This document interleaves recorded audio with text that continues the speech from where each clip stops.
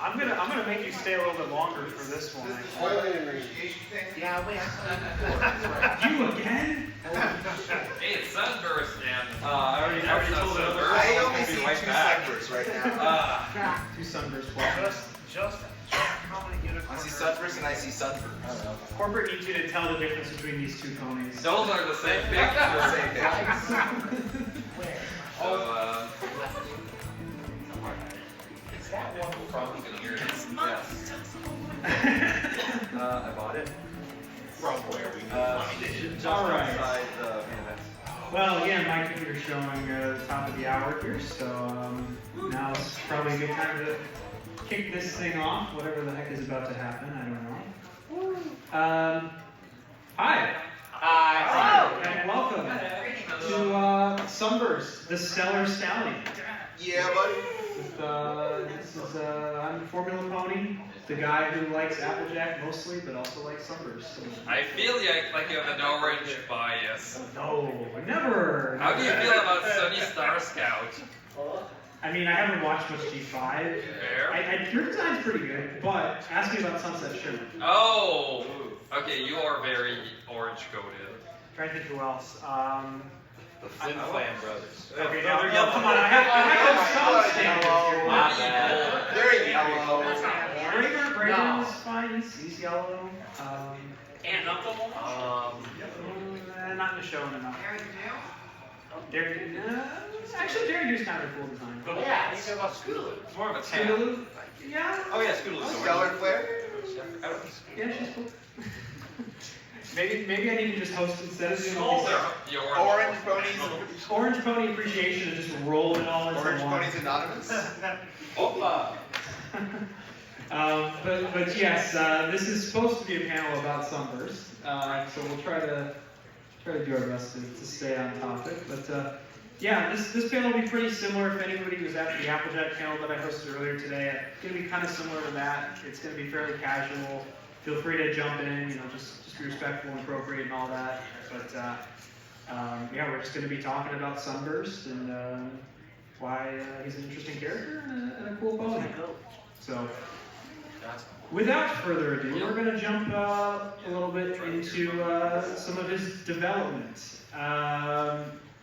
So believe it or not, he actually shares a name with a pony from G1, and I thought, I'm actually going to exit the slideshow because I did download a picture of this pony.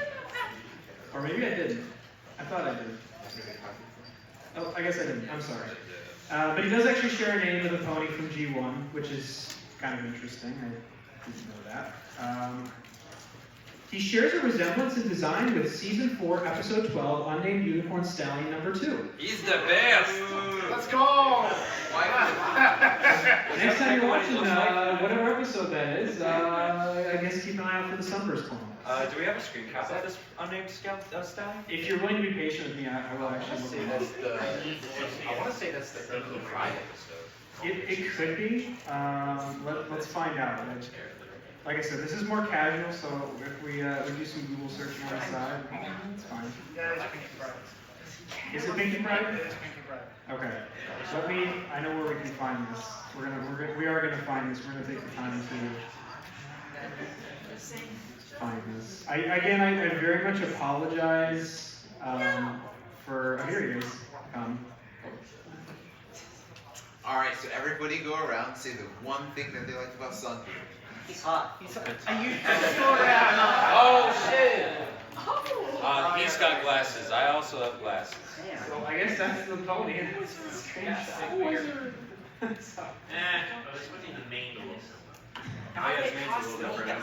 guess since we're looking this up, let's see if I can find Sunburst G1. I guess Sunburst MLP G1. Was he ruled 63 from his G1 counterpart, or? Probably, yeah. This looks pretty. I'm not sure there were. Well, that's No. I don't think there were male ponies before G. They were male ponies in G1, but yeah, I mean, they were very rare. Like, I think they show up in like one episode. got fat Even in G4 they're rare. Yep. honestly, this looks more like Sunset. Unless you're talking about the Kitty men. Mark. Exactly, Which How? are common. How is Sunburst one of the rare stallions Sunshine. and he's still single? question. I don't know. He's too much of a nerd. Twilight Sparkle too. Well, I mean, okay. If you want my personal opinion, I am a Twiburst fan. That's shit. I love watching them in Uncommon Bond. They're too cute together. And it hurts. It's painful to watch them at trivia night. And it means Oh, I kind of like that episode. Even though they didn't get along. You know, I think we can chalk that up to Twilight being just Neurotic. crazy. Yeah. Completely insane. I think it's fair. It's fair. It was her one last chance to get it before she becomes. and it means Starlight is free to be with Trixie. Oh, So boy. I have to. Now we're gonna go on the whole shipping wars thing. Cause I miss. So I also added this. His voice actor is Ian Hamlin, who he's a Canadian. He also voiced the mayor from Rainbow Road Trip. He also did some voice work for Little's Pet Shop. And then this is one of the weirdest ones. There's a little bit of a tangent here. He voiced a couple characters in something called the Minecraft miniseries Season 2. This is like an online thing they did a few years ago. I remember seeing it. I'm a fan of Minecraft, just to throw that out there. And they started posting these videos, these little like cartoons on YouTube. And I remember watching one of them at first, and I was like, there are a ton of G4 voice actors in this series. And I recognized that years ago too.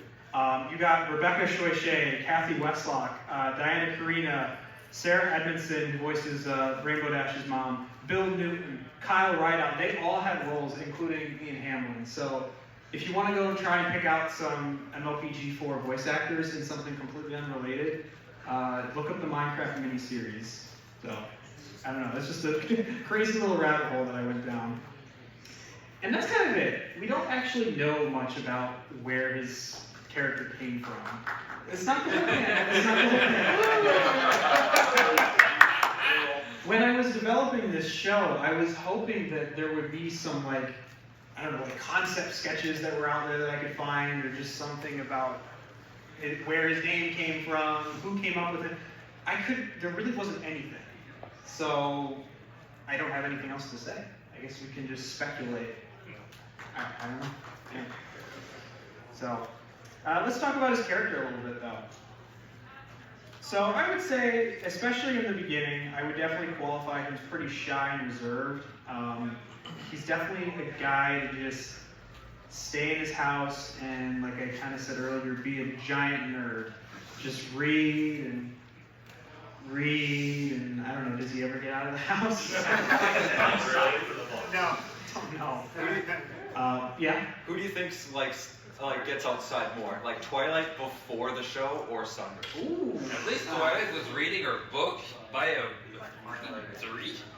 Yeah, she was getting that vitamin D. Oh, she was outside. Yeah, in the series premiere, she was outside, laying on the ground. Also, she had to go to school. Sunburst, Moon Dancer had to go to the library. Sunburst went to the library to his house. Remember, Sunburst did go to magic school. He did. And Yeah. And then he kind of peaked there. downward spiral. He peaked in high school. And he chose to go to the Crystal Empire, where nobody there would know who he was. So wait, Yeah, yeah, that's maybe a great explanation, because I was just thinking, why did he end up in the Crystal Empire of all places? well, did he go to the Crystal Empire after season 3, or was he Yeah, always where was part of he the Crystal before that? Empire and he just disappeared? Yeah, because he didn't drop out of Celestia's school and then just go to. Because remember, he's the same age as Starlight. Yeah, but so how did Starlight and Sunburst interact? But in how this did world? Sunburst get to the Crystal Empire in the first place? Where did he go after He just got moved. out? When? Where did he go after? You know what? I bet he went back to. Maybe he time traveled. No, probably not. He doesn't like football. No, I think that's how it happened. Because he dropped out of school, and then no, wait, that was in the episode. Because he was Because he dropped out, he went back home, and his mother knew about that. And in that episode where they were in that town, she was Cyrus Hall. she was constantly talking to him about well, when you dropped out, I had to do all these things and blah blah blah, and I wanted home to be the way that you wanted it, and etc. etc. etc. And that I think that is what happened. I think he dropped out and then he went back to Cyrus Hollow until Crystal Empire showed up. He was just like, I cannot stand my mother. Bye. Yeah. That's a I'll theory, take that. That's a theory. I guess there's not really anything conclusive, so but that's something I guess interesting to think about. Of course, as I mentioned, he's very studious, and I would argue definitely to his own detriment at times, because it is good to get out of the house. He can only even shower. He what? Does he even shower? He probably does. I don't know. He just leave his cape on all the time. I have I no mean, we idea. don't see him shower. If we find a Did we see anybody shower for that night? Sunburst. Oh, I mean, except for Opal. Opal Lessons went through the shower once. Let's see. Like I also said, of course, we know, even if he's not, like, he doesn't have a lot of physical ability in his magic, he certainly is knowledgeable, that's for sure. I mean, he knew what to do in the crystalling to save the crystal heart and all that. He's into trivia. He did play Trivia Trot in Trivial Pursuit. So we can kind of infer that's a big part of his character. I like to believe he's fairly level-headed, although when I watched the parent map, I mean, he tried to keep his cool and doing it with his mom, and he just... Why am I yelling? Yeah, he said, why am I yelling? He also was just sort of... he had to try to contain his anger a little bit. He was kind of like, oh, you know, I don't know. He didn't really His know. mom left him traumatized. Yeah. But then we can also infer that he's competitive as well, given that he does play the trivia stuff. He does like to strut his stuff with his knowledge. We only got to see that in the one episode. I mean, of course, we only got to see Sunburst feature in a few episodes, which I think is that my next slide. Was that maybe? It is. So we had 3 major appearances, as I'm sure many of you know: the crystalling, uncommon bond, and the parent map. But then we also had some additional appearances in, of course, he first showed up in the Cutie Remark, and then apparently he showed up in the Times They Are a Changeling. He was still being Flurry's Crystler back. Okay. Admittedly, I did not get a chance to watch that episode, so if He's just in the background there as they're talking about this rogue changeling, working it out. Okay, so what you're saying is I didn't really miss anything. Yeah. No, He just stands next to Flurry hard as the person. Okay. All right. In the Times They Are a Changeling? yeah. Yes. Because that came after, that's season 6. Yeah. Season 6, episode 19. Yeah. And season 6 is Okay. where the crystalline is. Okay. Yeah, because you see at the end of the crystal, like that's what Thorax is going to the Empire stuff. Yes. Okay. Like I said, I need to take a look at that episode again. And as we have already talked about, a Trivial Pursuit that we got to see him in. I did enjoy that, partially for some Twyverse content, but also it's definitely up his alley to go to a trivia thing. I like the idea that he just gets on a train and travels a huge distance just to go to some trivia thing in Ponyville.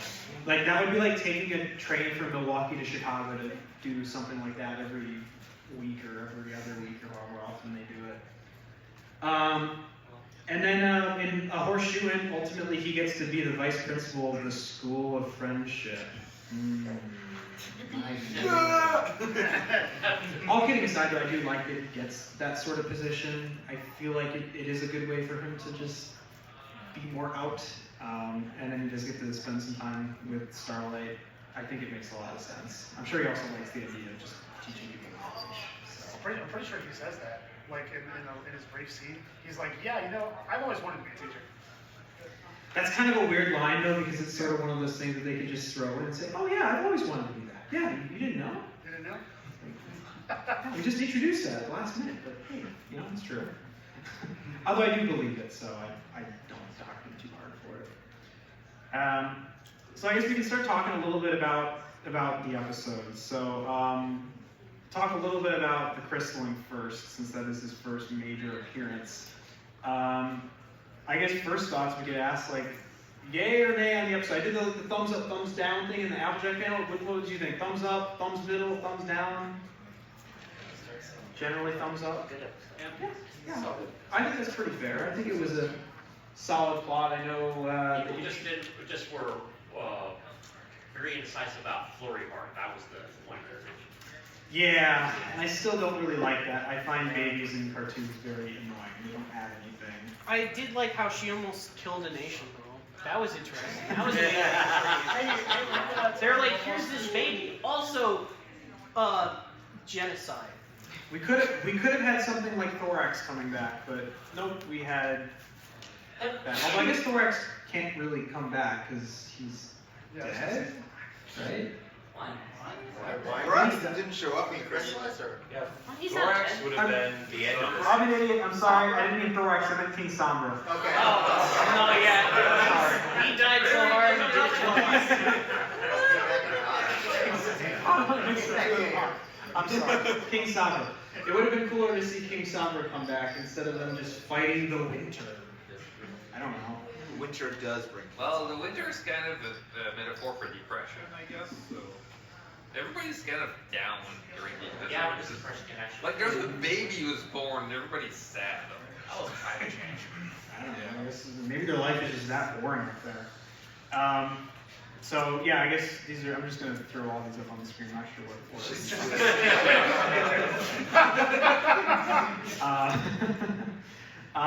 So yeah, I guess basically, I mean, we get introduced to Sunburst pretty early in this. I mean, he's basically part of the whole B plot of this episode. You know, they're both extremely anxious with each other, which is kind of funny. It was the number of times they say "important wizard" in this episode. You know, it's, Sunburst has got some amount of pride because he doesn't want to prove evil that he's not. correct. Yeah, he was very coy to not reveal the truth, and Starlight was just like, "Oh, don't you want to born a wizard? You know, you were so successful." In a way, I don't remember who said, like, made a joke about peaking in high school, but in a way, it's like, he really is sort of the embodiment of that, isn't he? But yeah. And then, I just want to say, like, shout out to Spike for actually ensuring that they met up, because Twilight, after the things started to get a little bit crazy, she's like, nah, forget it, we don't have time for that. And Spike was like, no, we're still going to do it. We're still going to do it. So I'm glad he did that.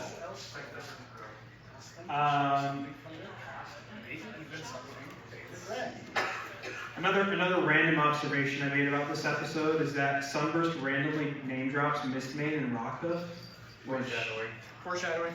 was very interesting. So I don't know if they had this stuff planned out already well in advance. Because I mean, this is the beginning of season 6, so I don't know, just kind of an interesting observation.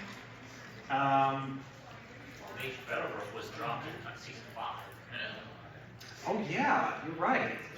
For the Great Mage Meadowbrook's 9 enchanted items and status sacreds, which was a lie. Yeah.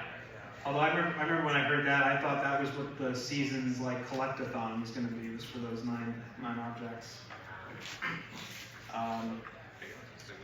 Another observation. This is my own headcanon. I think the Crystal Pony IQ is very low. The average IQ is very low. We've seen Snow before.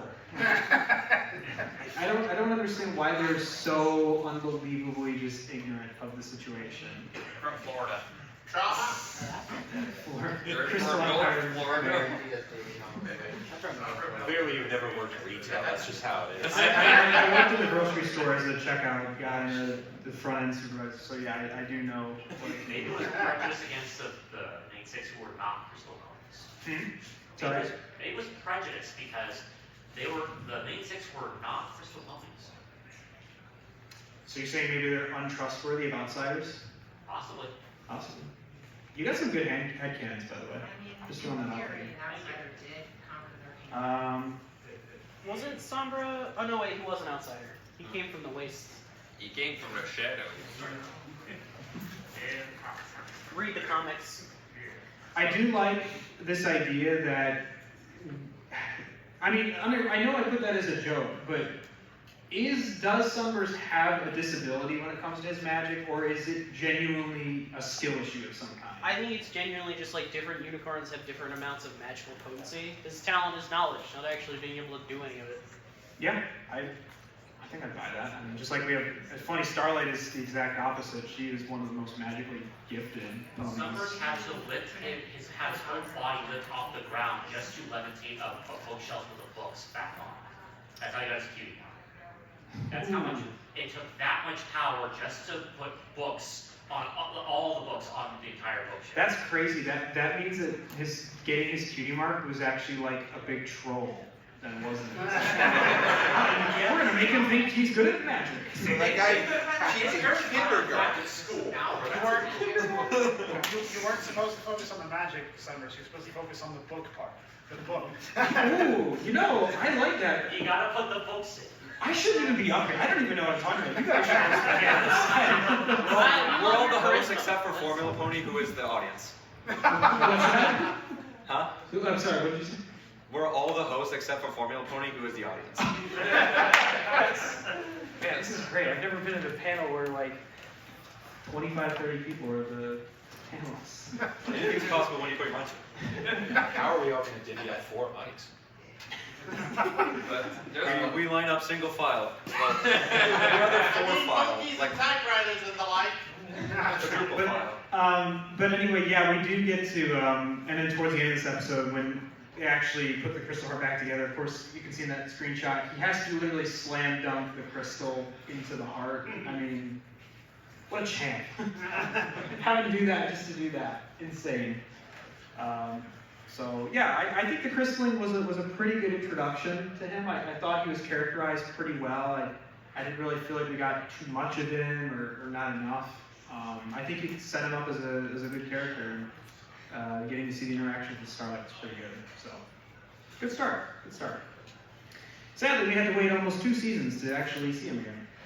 So we got to fast forward all the way to season 7, episode 24. This is Uncommon Bond. And again, I'm going to take like a general episode poll. What do you guys think about this one? You like it? Yeah. Any episode with him in is better. I guess just seeing Sunburst in an episode was like, finally, we get to see him again. Well, you see, He was in plenty of episodes and he just wasn't the focus. Right. I mean, like I said, he didn't have that many focus episodes. So this episode, of course, as a refresher, Sunburst goes back to Ponyville to hang out with Starlight, and he ends up meeting Twilight, and then they spend a bunch of time doing stuff, and then he meets Trixie, and then he meets Maud Pie, and then Starlight's like, well, what the heck do we even have in common?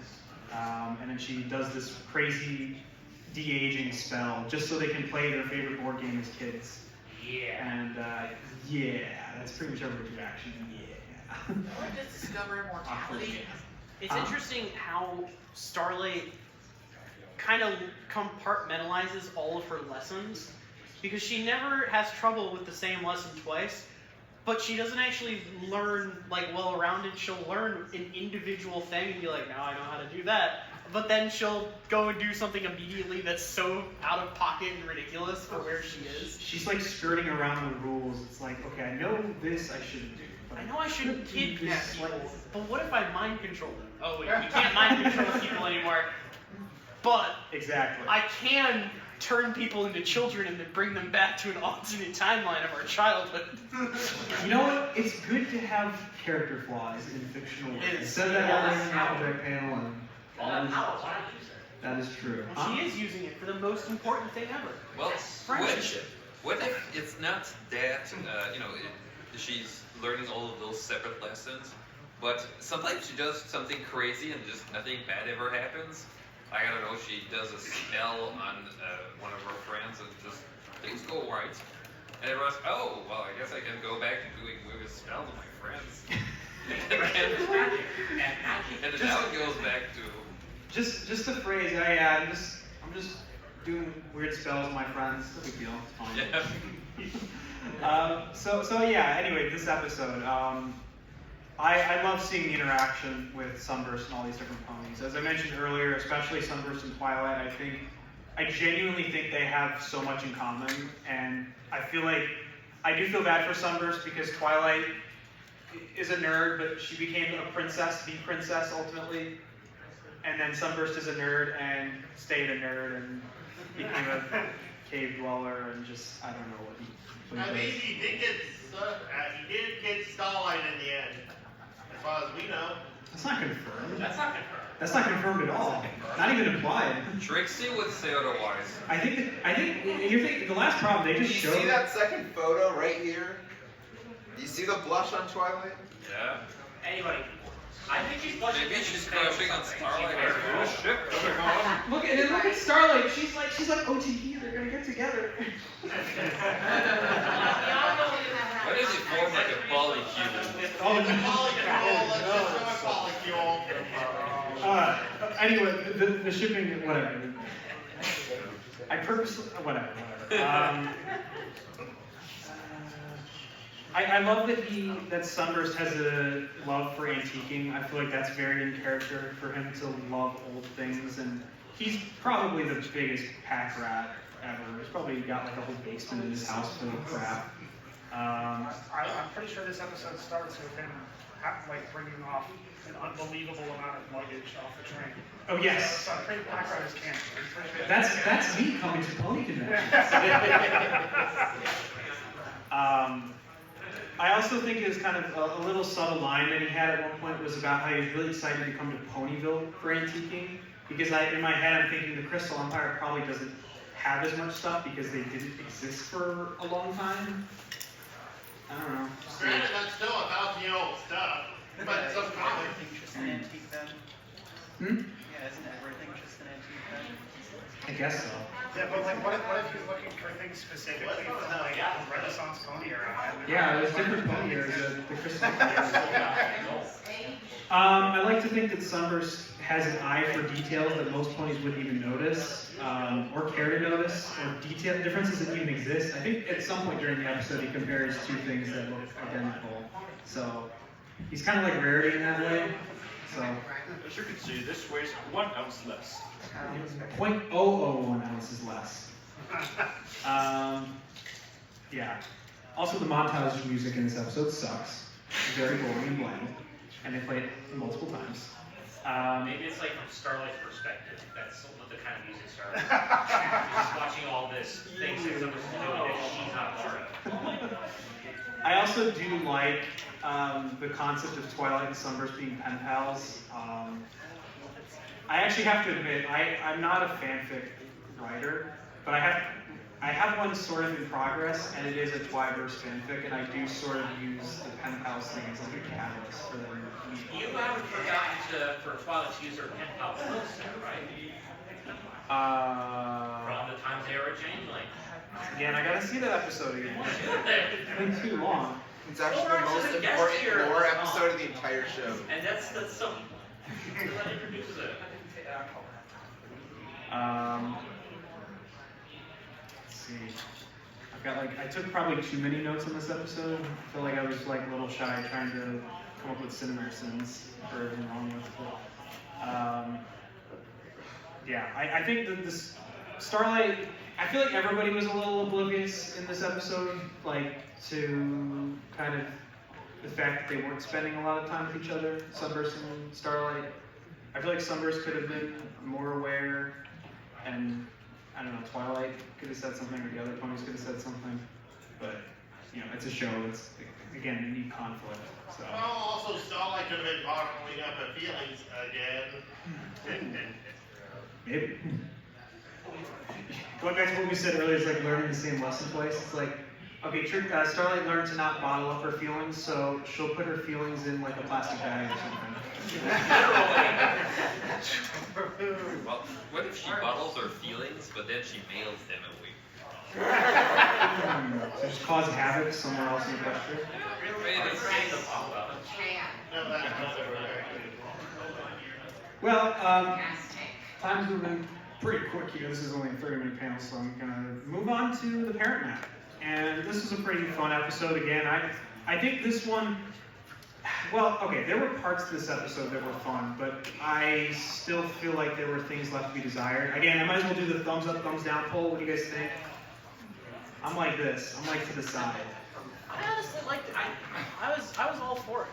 So, one of my problems with this episode actually has nothing to do with Sunburst, and it's more the fact that they bring up this whole conflict of Cyrus Hollow, whether they should be more like a historic town and leave things the way they were versus try to revitalize things and bring in new things and change things up.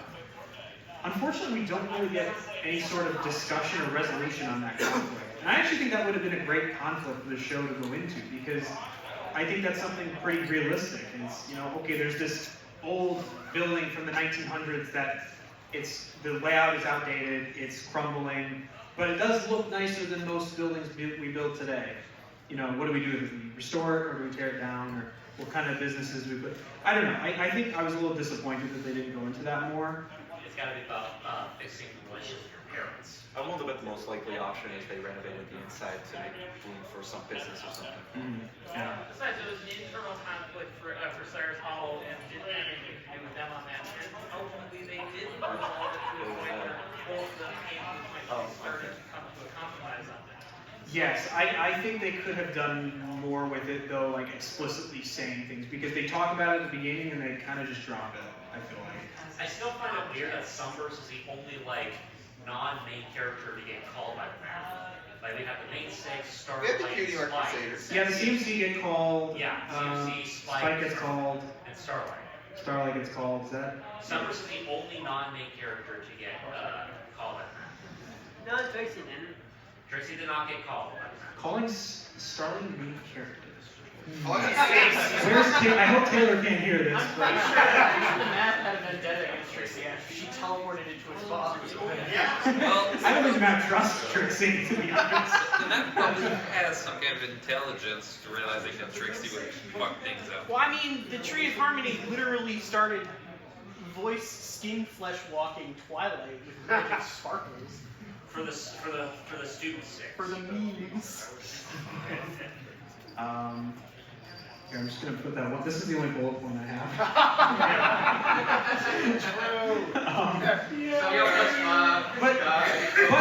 But to be real, the relationship that Sunburst has with his mom, I know maybe it's cliche to say, I feel like it's extremely relatable because she's constantly wondering, you know, when are you gonna get a life, basically. Yep. And I can tell you that as a 24-year-old sitting at a My Little Pony convention, I do get asked that question by my parents. When am I going to do something else? But yeah, I'm still here anyway, so I don't know. I think it's a realistic thing. I'm sure a lot of people deal with it. And also the flip side, what Starlight deals with her dad, basically the opposite of, oh, you're still a little kid, let me treat you like a little kid and not give you any agency or whatever. Funny how both Sunburst and Starlight only have one parent left. Yeah, we never got that confirmed, to be fair. Well, where else would they be? I don't know. It's less clear than Apple. Maybe they couldn't stand the Sunburst dad couldn't stand his mom. And then, Starlight's mom can stand it. correct. So they're both divorcees. Or maybe they just lived apart. I don't know. Who knows? First dad, but my son's a shit. Another fun note from this episode, at one point Starlight says, oh, why couldn't we be sent to stop a war? Or something. I love that. What, should she We're want to just gonna happen? have to go up to our parents and tell them about important friendship business. Do you think that would work? Nope. She was sent to deal with something worse than a war, an HOA.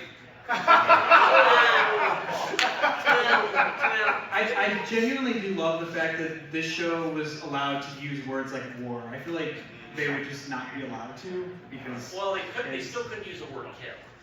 No. But what do they do in wars? Kill people? Yeah, that point is so Well, honestly, obvious, they haven't but, killed anybody in a pony war forever. Well, they killed Except for Sombra. Sombra, yeah. Yeah, they could say they did.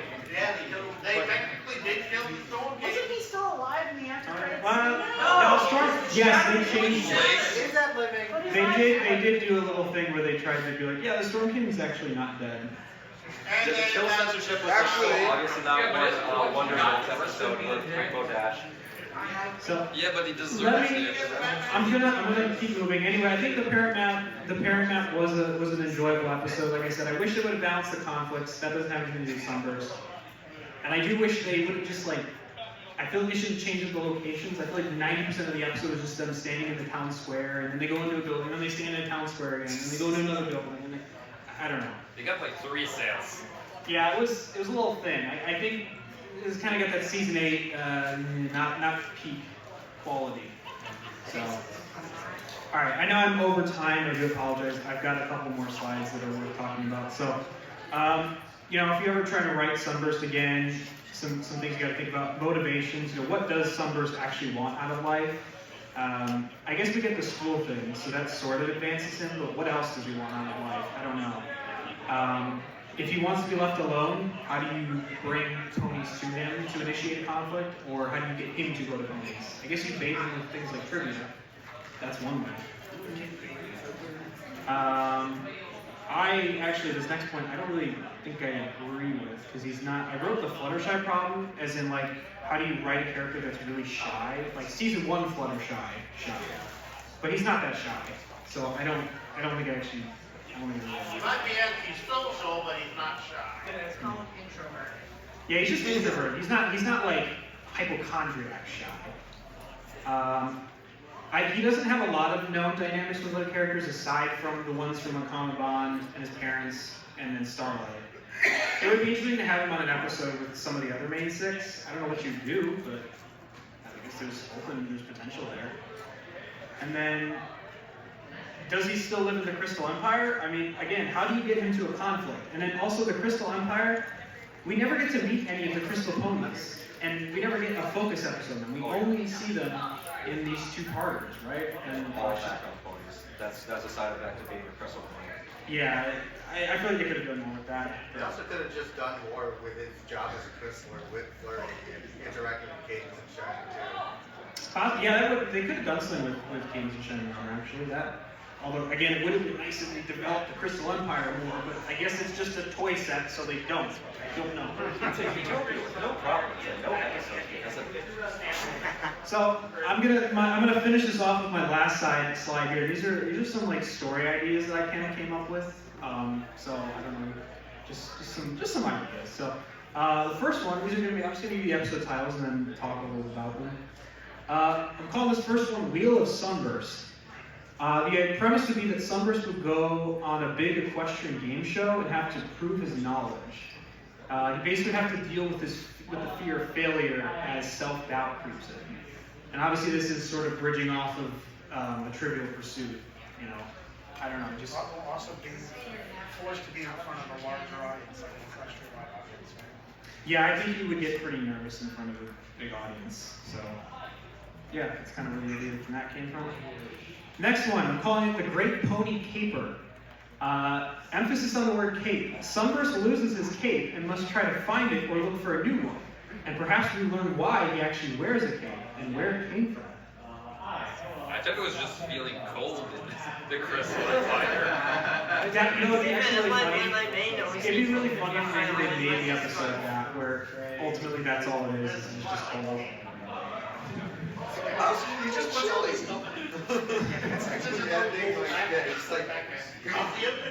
Next one I'm calling One of the Stallions. And this is basically, I have the idea where Sunburst is asked to join Discord, Spike, and Big Mac on one of their guys' nights. Yeah. And just, I don't know, just wacky shenanigans ensue. I don't know. That would be interesting. He could even learn like a lesson, something about just like comparing himself to other male characters. Like, Bigger just, O&O and you heard than Spike. what's that? Bigger nerd than Spike. I'm O&O. I'm sorry. Bigger nerd. Oh, bigger nerd.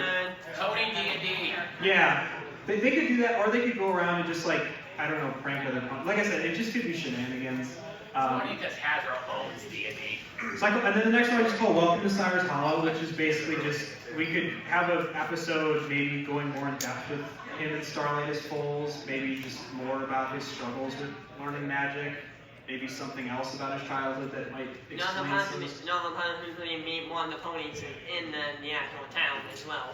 Yeah, you could do that. You could go into the characters of the actual town. So yeah, just a kind of a flashback story, nothing too out of the ordinary.